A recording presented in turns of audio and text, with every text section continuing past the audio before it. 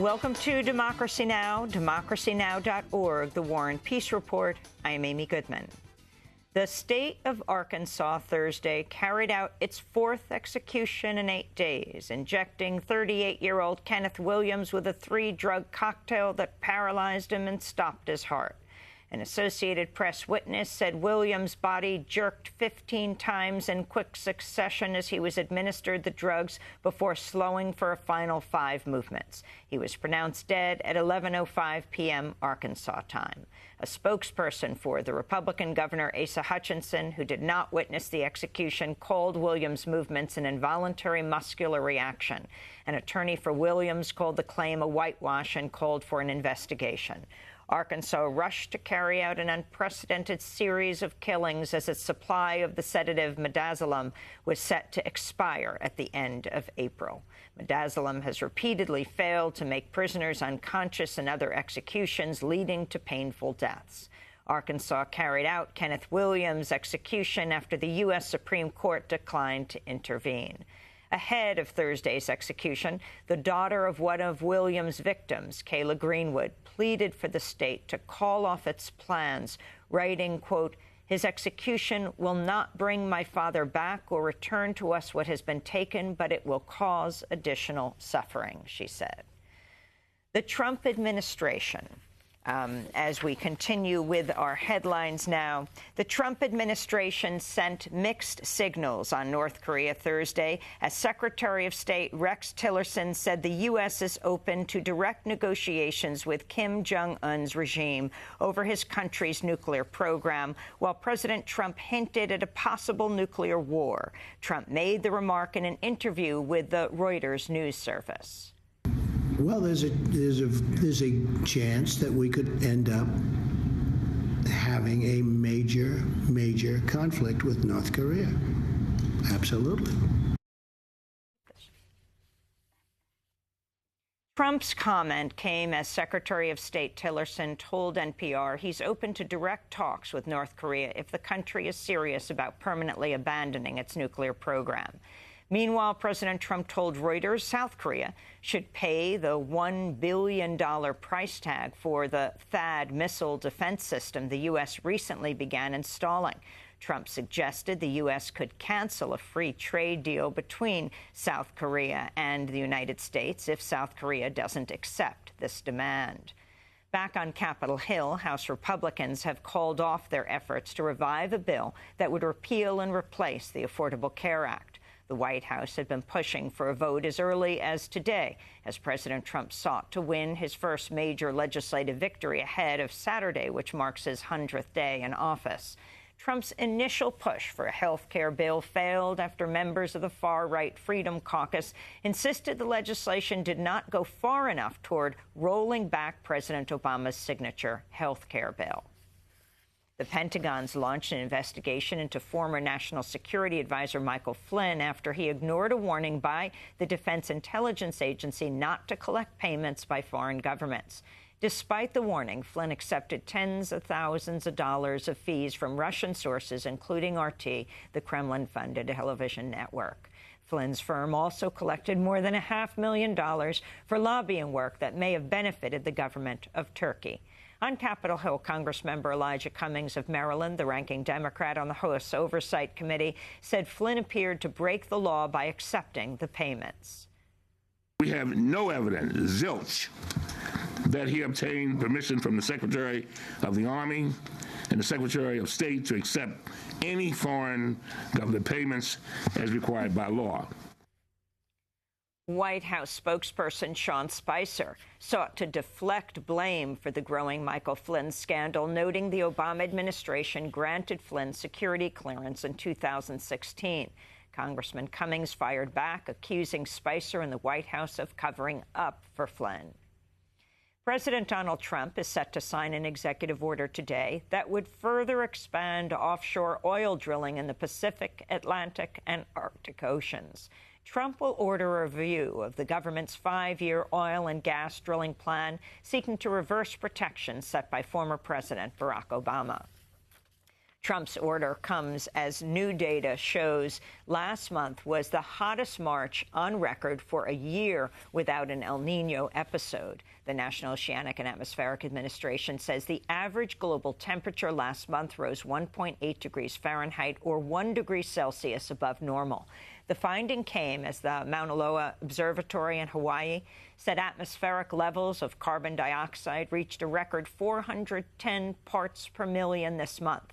Climate scientists say the maximum safe level is 350 parts per million. Meanwhile, in Washington, Oregon Senator Jeff Merkley introduced a bill Thursday that would transition the U.S. to 100% renewable energy by 2050. Our responsibility is to stop burning fossil fuels and stop putting carbon dioxide into the atmosphere. That's why we have to rapidly transition from an energy economy based on fossil fuels to one based on clean and renewable energy. Senator Merkley's bill came as climate activists from around the country are converging on Washington, D.C. Saturday for the People's Climate March. Over the past 100 days, Trump has threatened to pull the U.S. out of the Paris Climate Accord, begun dismantling President Obama's climate legacy, and revived the Keystone XL and Dakota Access pipelines. He's also put climate change deniers in charge of several key agencies, including the EPA, and proposed slashing the budget of the Environmental Protection Agency and other climate programs.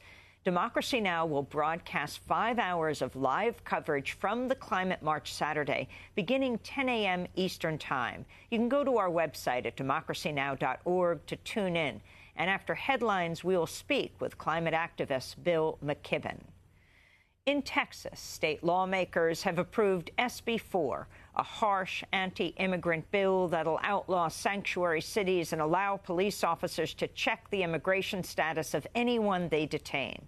The Texas House of Representatives approved the bill on a final vote of 94 to 53 Thursday afternoon after a marathon debate Wednesday evening that stretched past 3 a.m. Texas Democratic Representative Mary Gonzalez of El Paso broke down in tears as she recounted how she was a victim of sexual assault, pleading with her colleagues to reject an amendment that she said will prevent undocumented victims of similar crimes from contacting police or testifying in court. The people who will feel the biggest effects of this are the most vulnerable, are the women and the children who are survivors of sexual assault, of rape, human traffickers, the people who will feel the disconnect from law enforcement, the people who are supposed to make them safe.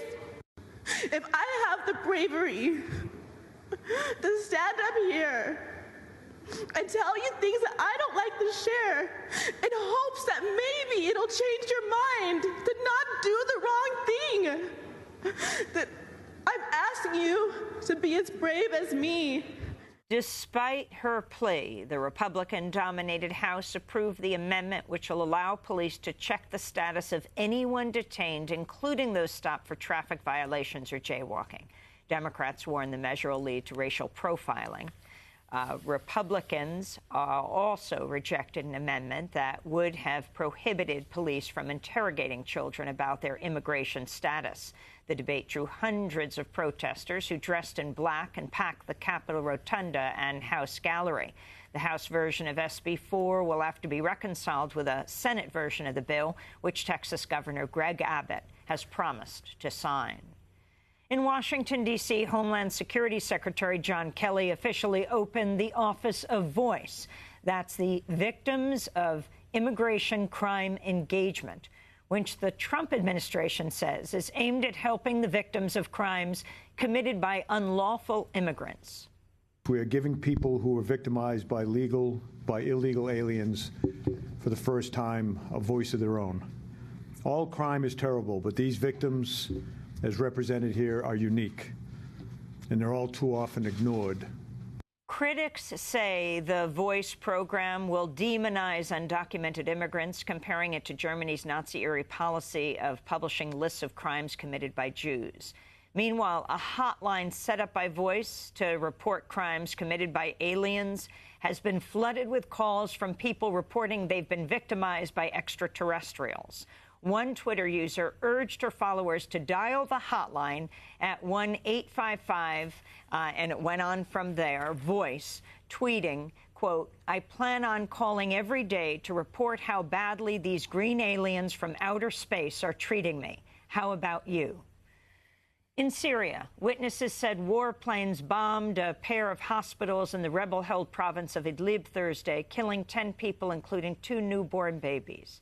The Union of Medical Care and Relief Organizations says 8 medical facilities in Idlib were deliberately attacked so far this month, leaving thousands without access to medical care. Local medics said either Russian or Syrian planes were to blame for the assaults. The attacks came as Israel launched a series of airstrikes around Damascus' main airport. These strikes appeared to target weapons cache bound for Hezbollah in neighboring Lebanon. In the Gaza Strip and occupied West Bank, Palestinians shut down businesses and halted services Thursday in a general strike held in solidarity with prisoners on hunger strike in Israeli jails. This is Hebron resident Shadia Sultan. The solidarity is very nice and organized. Everything is closed.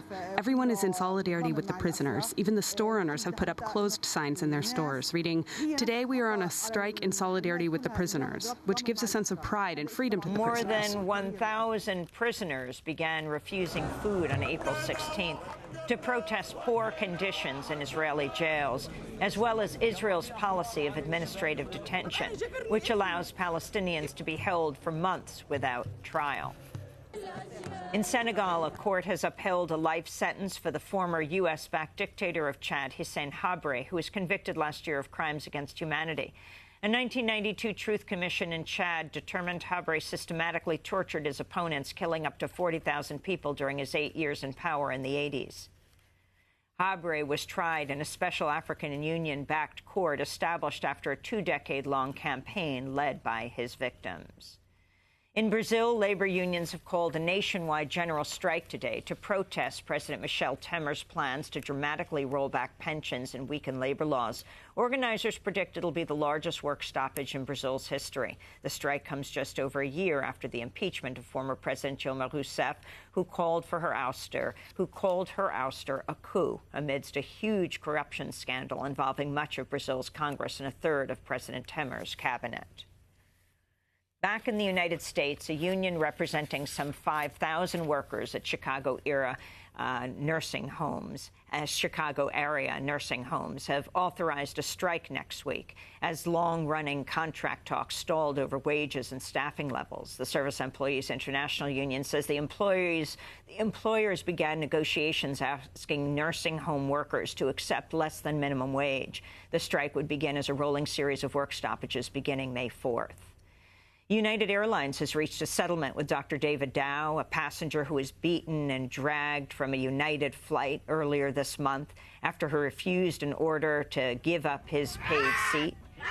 As part of the deal, Dr. Dow will not disclose the terms of the settlement or the amount paid out. Viral video of the incident shows a bloodied Dr. Dow being dragged semi-conscious down the aisle of a United jet by an airline security officer. Dr. Dow reportedly suffered a concussion, broken nose, lost teeth in the attack.